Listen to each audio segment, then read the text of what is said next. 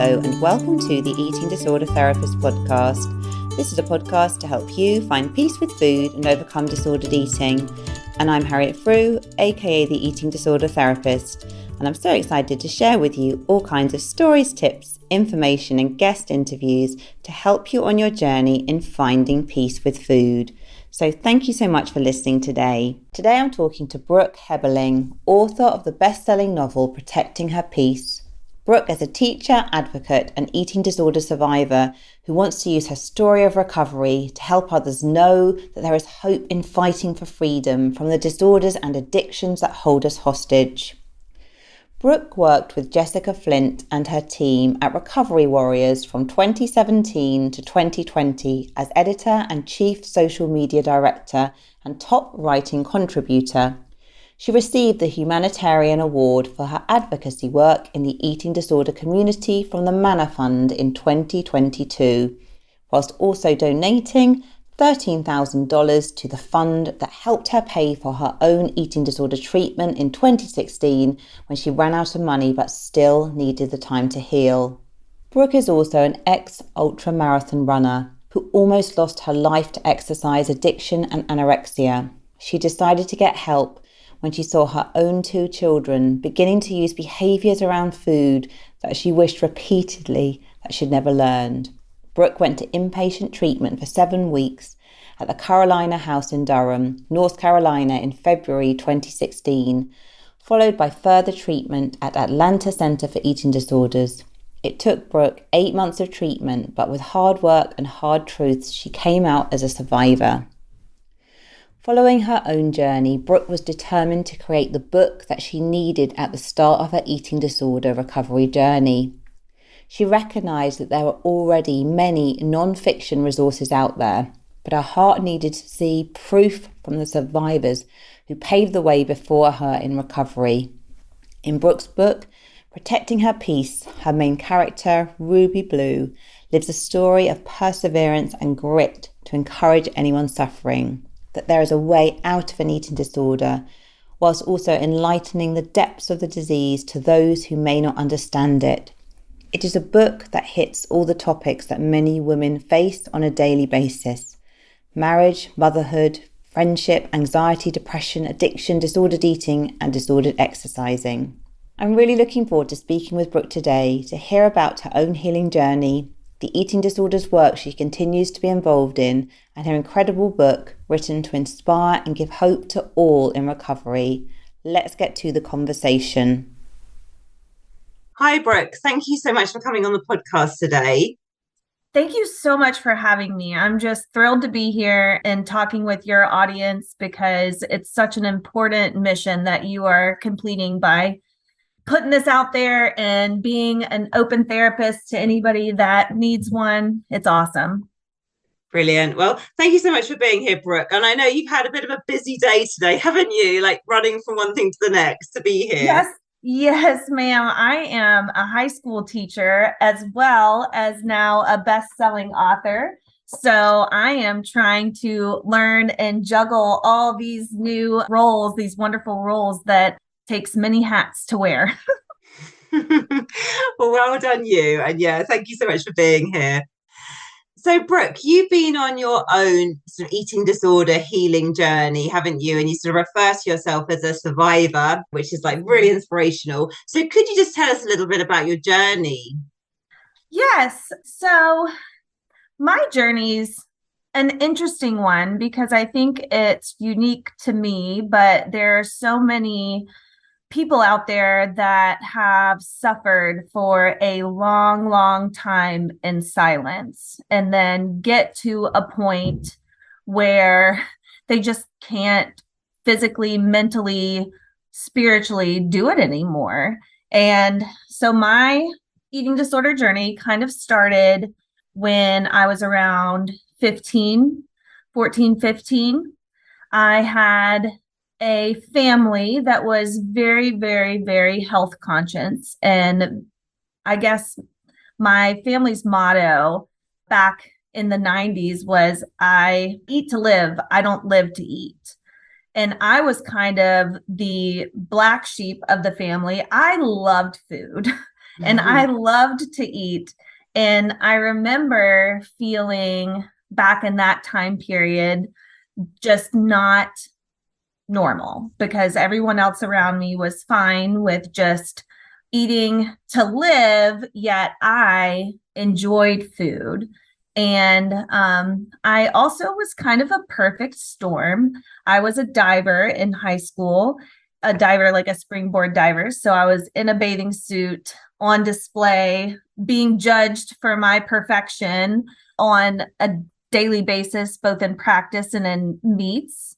And I also had a boyfriend at the time that was a bodybuilder and was very conscious about what he put in his body and how he used food as fuel, not enjoyment or pleasure. So I kind of had this background of I felt the joy and the love and the pleasure in food, yet everyone around me was telling me that was wrong, either subconsciously by their own actions and how they spoke about food to themselves, or directly of like, oh my gosh, I can't believe you're going to eat that. You have to be in a bathing suit. I can't believe that just add in any diet culture, just terrible saying, that I've heard them all. And I was also, it's interesting because I was listening to one of your old podcasts and talking about people that were a woman that was embedded in sports and how like leaving that sport, she saw the changes in her body.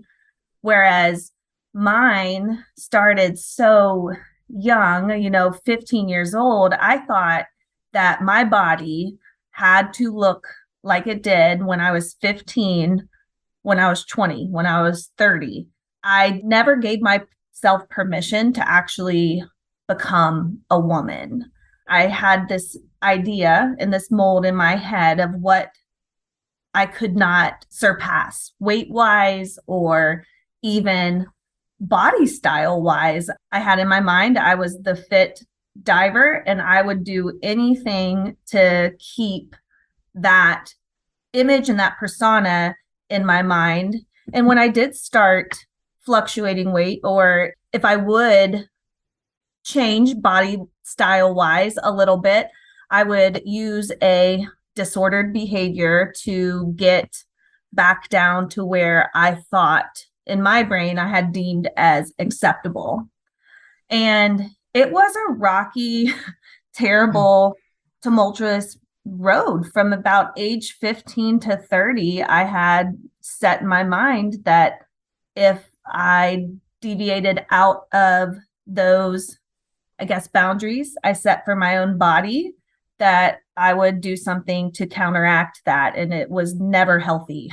It was never a healthy choice. It was always over exercising or getting rid of the food in any way, shape, or form that I could, or limiting myself to not eat because, and like so many people do, they counteract what they ate with, an action or deprivation.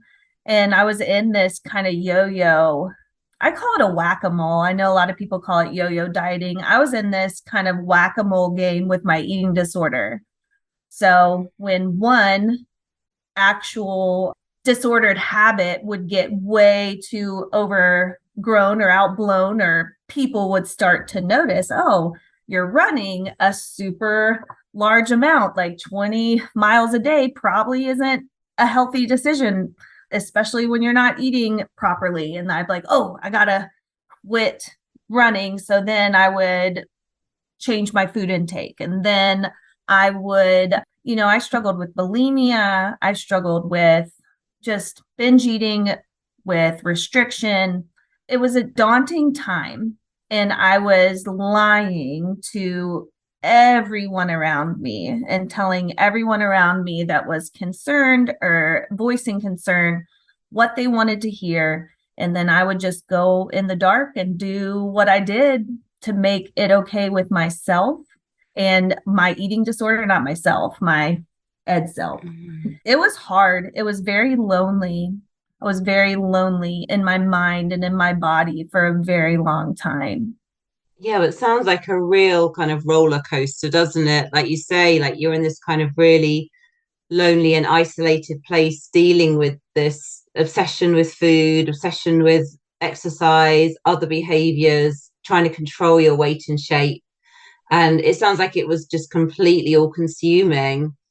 Yeah, and it's funny because feel I feel like the time period, so many women of my generation, millennial women that grew up in the 90s and then through the early 2000s, and we had so many of these unrealistic ideals to live up to of these celebrities and these pop stars and actresses that were so ungodly skinny. And it was a trend that I had the anxiety, the depression, the nature and nurture that led me down to believing that that was the only way. If I looked that way, or if I had the certain body style, that was the only way that I was going to be successful in life.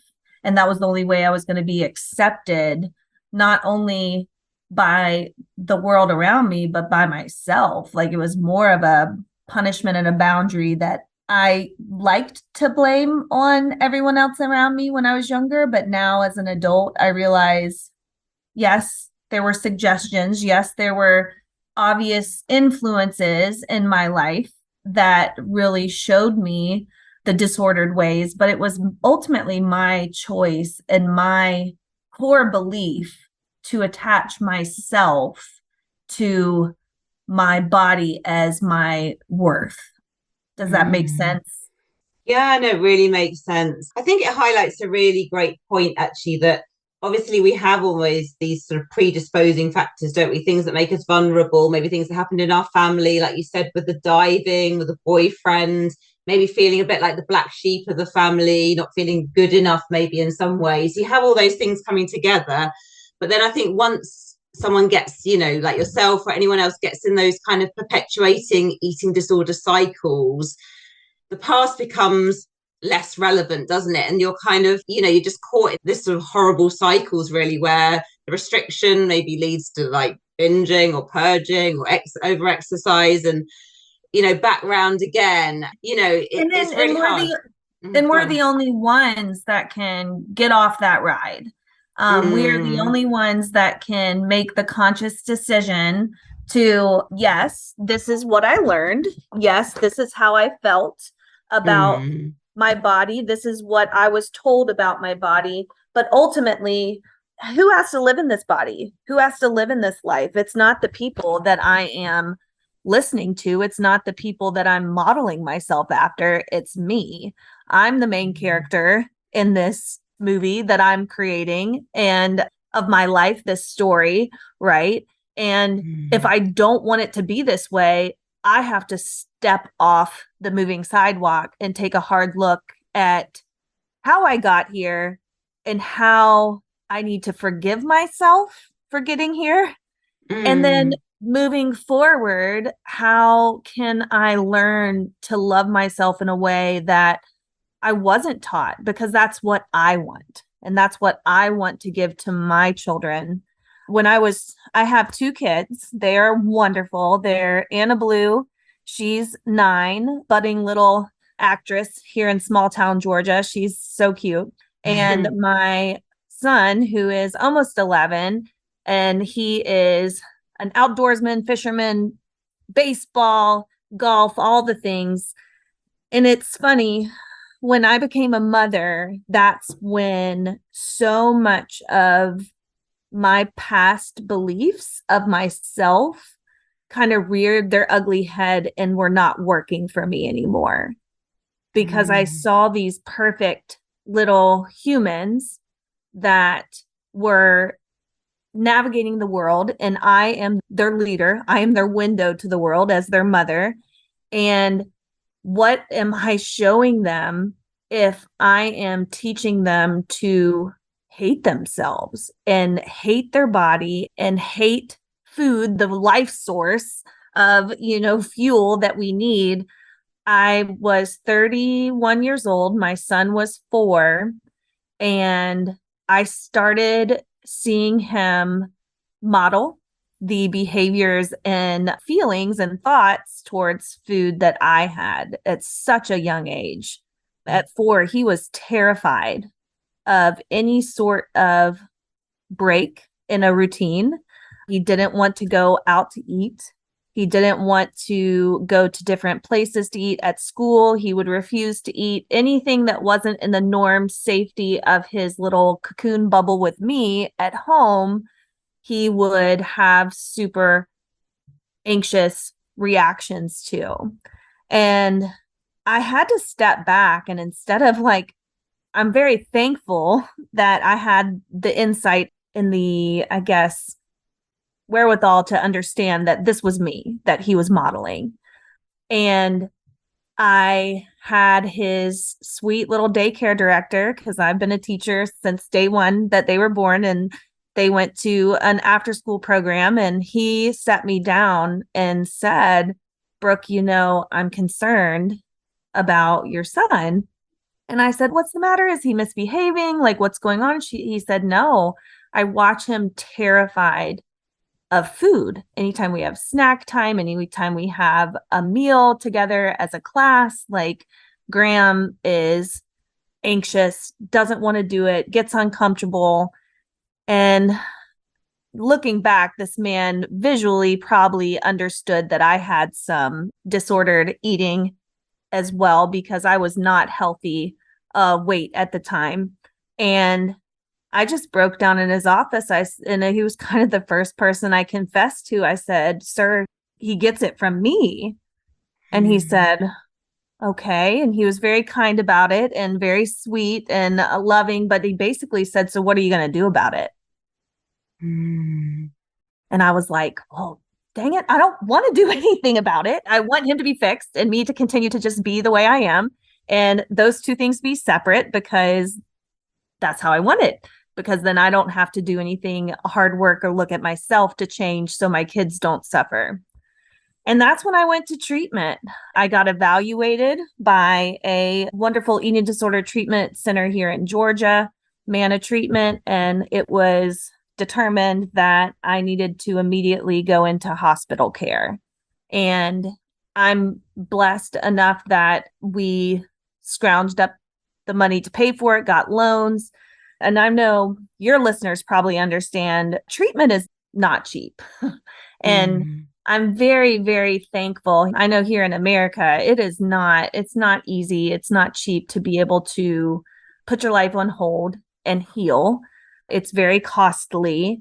And a lot of people just don't have the means to do it. That's why podcasts like this are so utterly important, because it gives people a window to all these wonderful insights that these professionals that truly do care, they can help you. They can help you heal yourself. And I was fortunate enough to be in a position to where I got help, and it was not easy. My whole eating disorder treatment process took about 8 months in active eating disorder treatment, and then has continued to be, I've had to go back for check-ins. 2020 hit, because I went to treatment for the first time in 2016, and I was doing great until 2020 hit, and COVID kind of shut the world down. And of course, I got to a place where I was recognizing disordered habits again, and I went back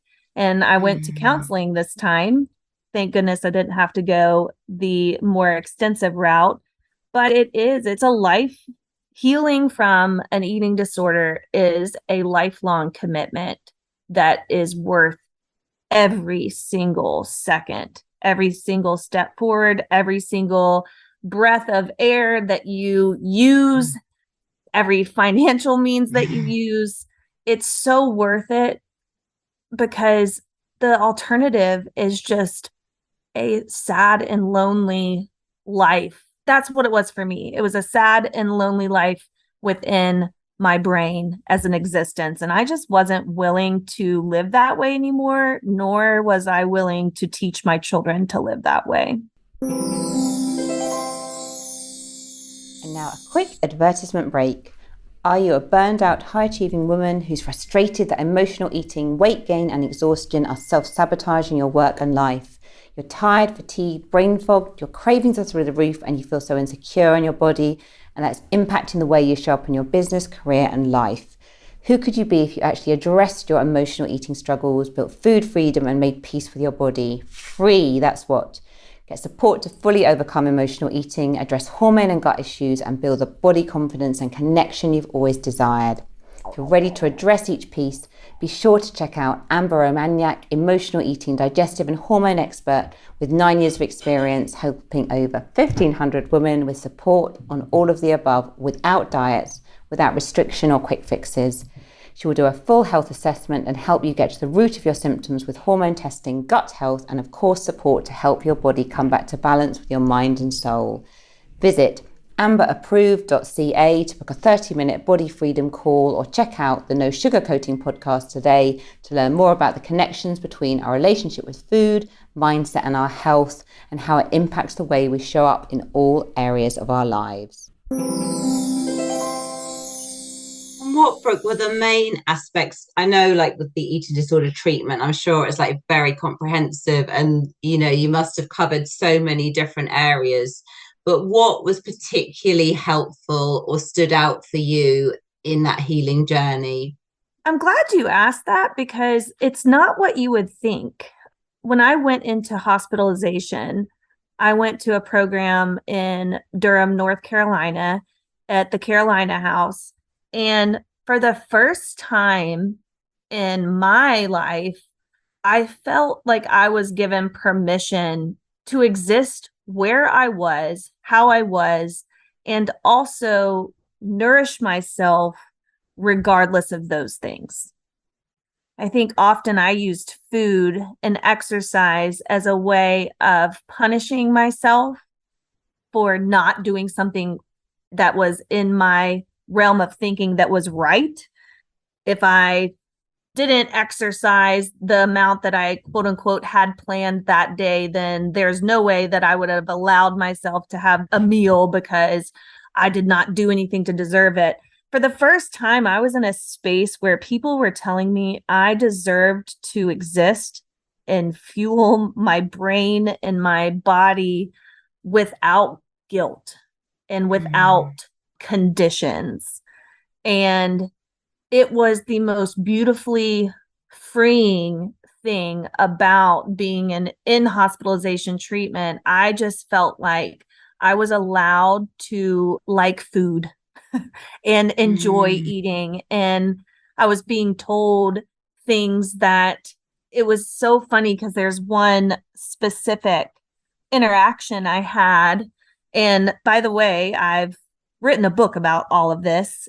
I'm going to kind of tell you one of the excerpts from my book right now, but I remember being in a treatment session where when somebody would leave, we would have kind of a celebration snack for them of like letting them on their way. And it was kind of a way for them to make something that was a fear food or a fear snack for them and celebrate with everybody and eat the food or the snack. And then it was kind of a going goodbye time. So we had at the treatment center that I was in, we had 3 of those in one day. It just so happened to work out that 3 beautiful survivors were branching out into the world and getting to go into step down programs. And it should have been a wonderful and joyful experience. And for me to watch these women overcome what all the troubles and food problems that they had. But I was sitting there so angry because I not only had 1 challenge snack that day, not 2, but I had 3 different snacks that were not the quote unquote norm that we would do in a specific day at this treatment center. And I was mad. I took the dietitian outside and I was 31 at the time. I'm in this place. I think there's one other I would consider, old, like woman my age in her 30s there. But it was mostly young girls that were, thank God their parents were recognizing that they needed help. But I was pissed. I was like, listen, I'm sitting here having to eat a cupcake for breakfast. I'm just using examples, but this for lunch and this for dinner. And you're telling me that this is healthy, that this is normal. It's not healthy. It's not normal. And the whole time that I was quote unquote chewing out this poor dietitian and with all my anorexic logic, she just let me go. And she just looked at me, and all of a sudden she said, well, let me ask you this, Brooke. She said, you have children? I said, yes, ma'am. She said, have you ever had 2 birthday parties in one day? And maybe a church function that night where you have to go celebrate your nephew in the morning and then another friend and then have, a church meal, whatever. She's like, have you ever successfully made it through one of those days without using a behavior? And I said, no. And she said, well, guess what? She said, you're doing it today. And that's why that's why we do this, because in life, it's not always going to be perfect, scheduled out, routine, eating habits, exercise habits. Like life's going to throw in these different scenarios that you're going to have to navigate outside of this treatment center without leaning or crutching on your disordered habits. And it really hit me. I was like, you know what? She is right. I have literally never enjoyed a abnormal, what should be joyful, connective celebration, because I have always been so wrapped up in the food rules and the exercise rules and the breaking of the norms. I've never been able to do that. And she said, well, don't you want to? She's like, people, you're allowed to deviate from the strict regiments that you have in your brain. And I was speechless. She said, I want to teach you that that's okay, that you can have days like this and you can have joy and you can celebrate people and things and events. And it doesn't have to be centered around the food or exercise that you are or are not eating or doing. And it was a big game changer for me. Oh, thanks for sharing that. So, Brooke, can you tell us then about your book, Protecting Her Peace? And Yes. this is a fiction book, is it? And am I right? Is this a book that you would have liked to have read yourself, maybe at the start of your recovery? Yes. So I did, when I discovered that I was disordered by listening to podcasts, 15 years ago. Not podcasts 15 years ago, about 5 years ago, I was listening to podcasts, and all of a sudden I was gravitating towards like Recovery Warriors and some different podcasts that have been around for a while discussing disordered eating and disordered habits. And all of a sudden I was like, dang, these people are sounding a lot like me. And I noticed myself gravitating towards these personal stories, and then looking, because I am an English major and an English teacher. I love literature. I love books. And I started diving into these memoirs, Jenny Schaefer's memoir, Life Without Ed. And there's just all these beautiful connections of people surviving this disease, this disorder that takes so many people's lives, not only physically, but mentally. And I was inspired, but I was also, it was hard for me to be able to put myself in their shoes. Memoirs for me were so specific that I couldn't, like, oh yeah, Jenny Schaefer, she's a badass. She can heal and do all that, but that's never going to happen for me. And I found myself wanting and needing this outlet, this fictional character that I could relate to, that I could champion behind, and then therefore take those lessons and those themes that a character is experiencing and put them in my own life, because that's the way I process. That's the way that I learn, that I heal, is through these stories, these fictional stories that I have my whole life. I've been a bookworm my whole life. And I finally said, once I got to a point of healing, I tried to write a memoir. I tried to write it out.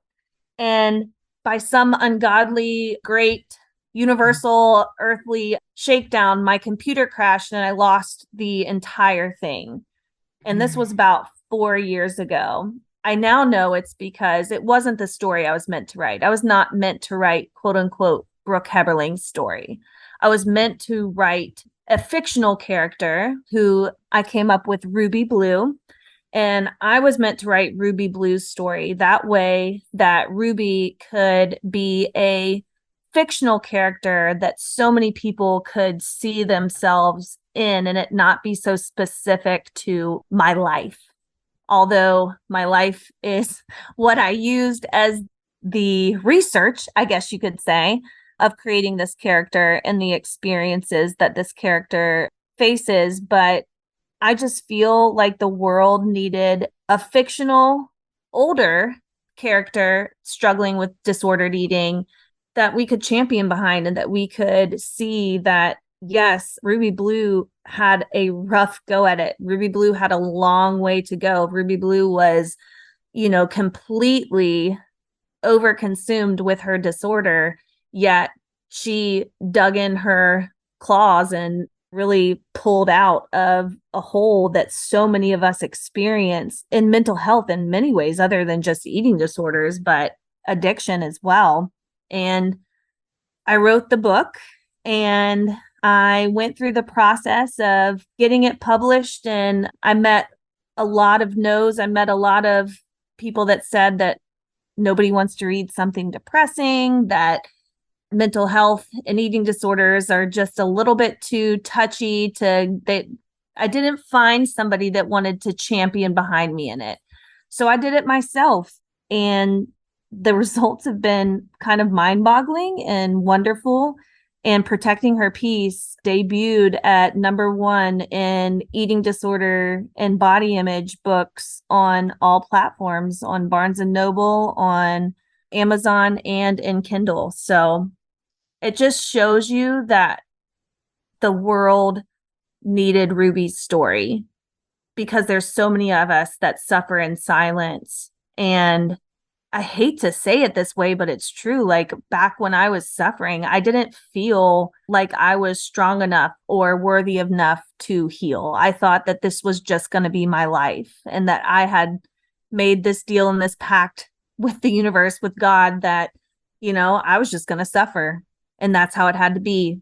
And the truth is, that's not the case. Like, no one has to sit in the depths of darkness of a disorder or an addiction. Like, you can always claw your way out.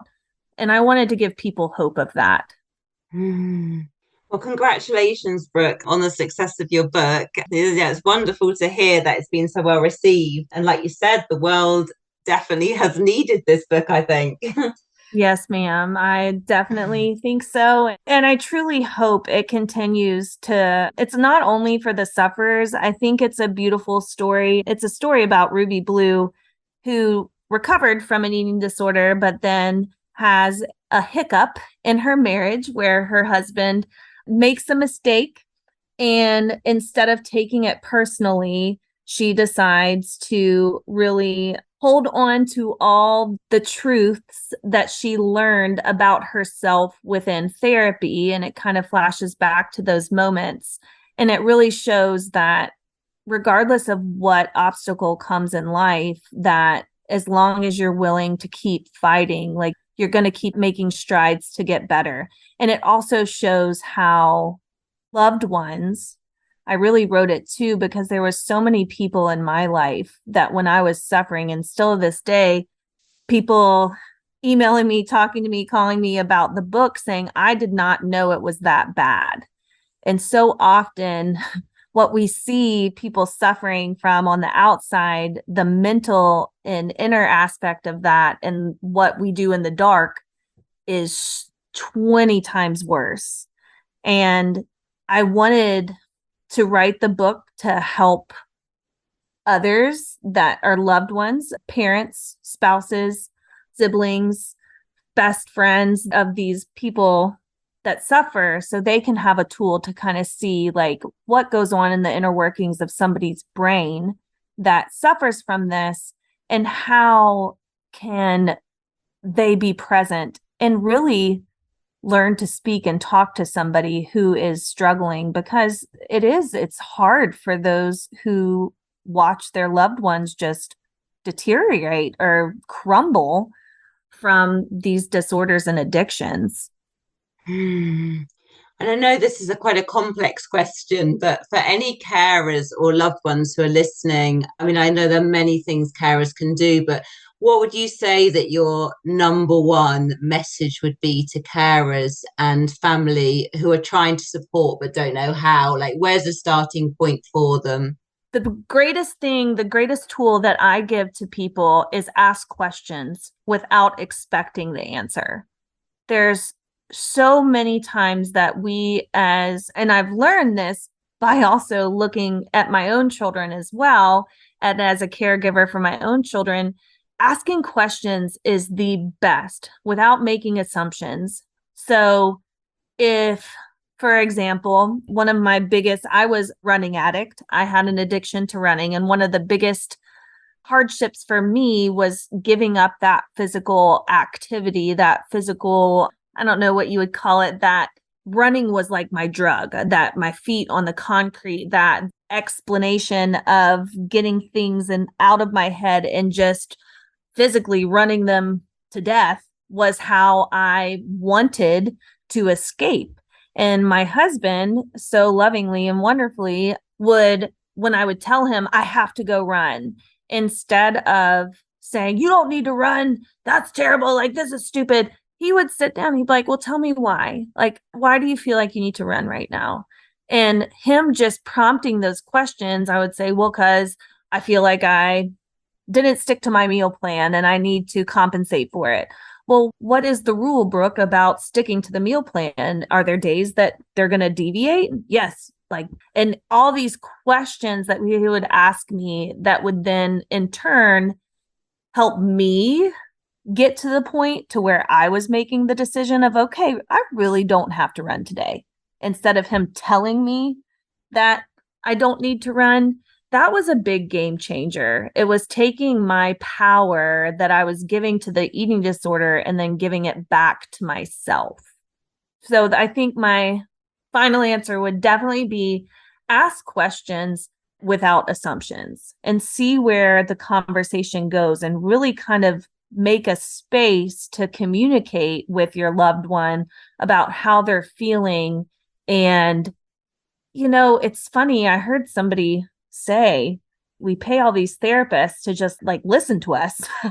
And it's a wonderful thing. And I've done it, for 20 years of my life, and I will continue to do so, but also giving myself permission to have those type of conversations and that open dialogue with the person that loves me most in the world. I should be able to do that.